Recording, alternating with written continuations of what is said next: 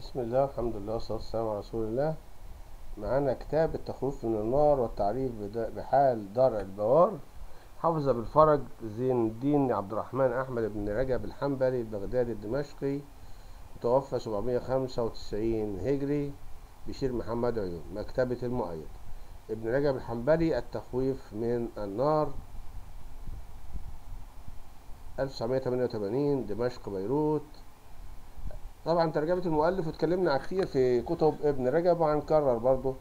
هو الحافظ زين الدين أبو عبد الرحمن ابن شهاب الدين أحمد ابن رجب الحنبلي البغدادي الثقة الحجة.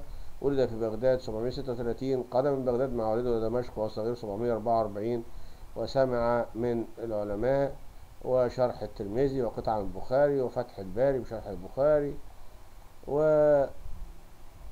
ومقدمة الكتاب بشير عون. خطبة الكتاب: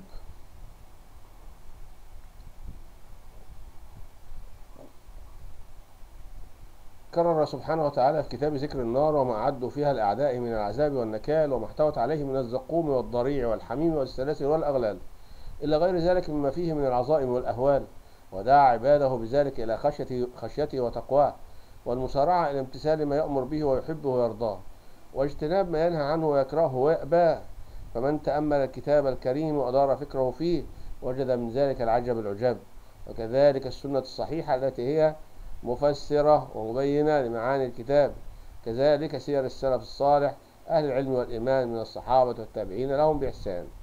من تأملها علم أحوال القوم وما كانوا عليه من الخوف والخشية والإخبات، وأن ذلك هو الذي رقاهم إلى تلك الأحوال الشريفة والمقامات السنية.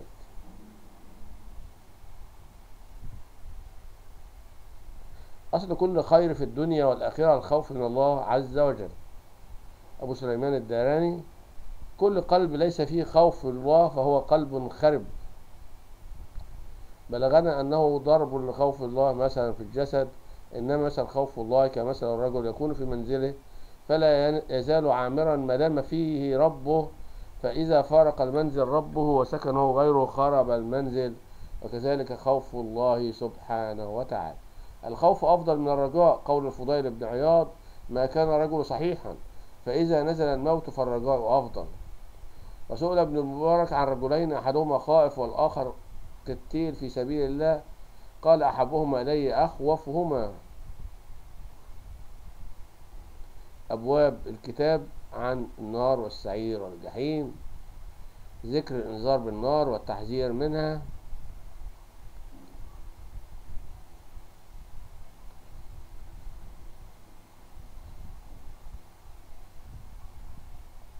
أنا آخذ بحجزكم فاتقوا النار، اتقوا النار ولو بشق تمر. الخوف من النار وأحوال الخائفين. الخوف من عذاب جهنم فلا ينجو منه أحد. إن ربي قد غضب اليوم غضبا لم يغضب قبله مثله ولن يغضب بعده مثله، حديث آدم والأنبياء.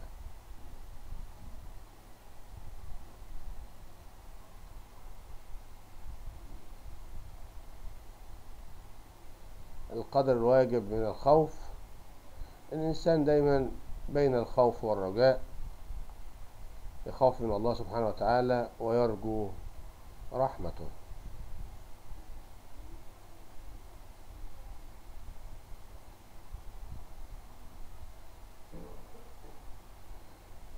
من الخائفين من منعه خوف جهنم من النوم، من منعه خوف النار من الضحك.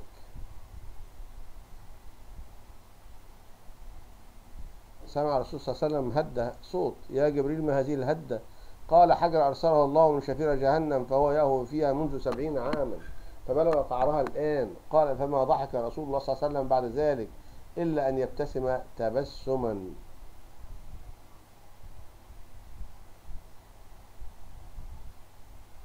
أحوال بعض الخائفين، طبعا ديت ذكر النار والخبال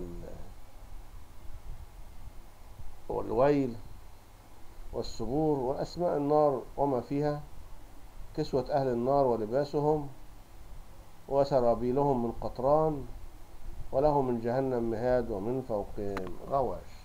ذكر عظم خلق أهل النار فيها وقبح صورهم وهيئاتهم.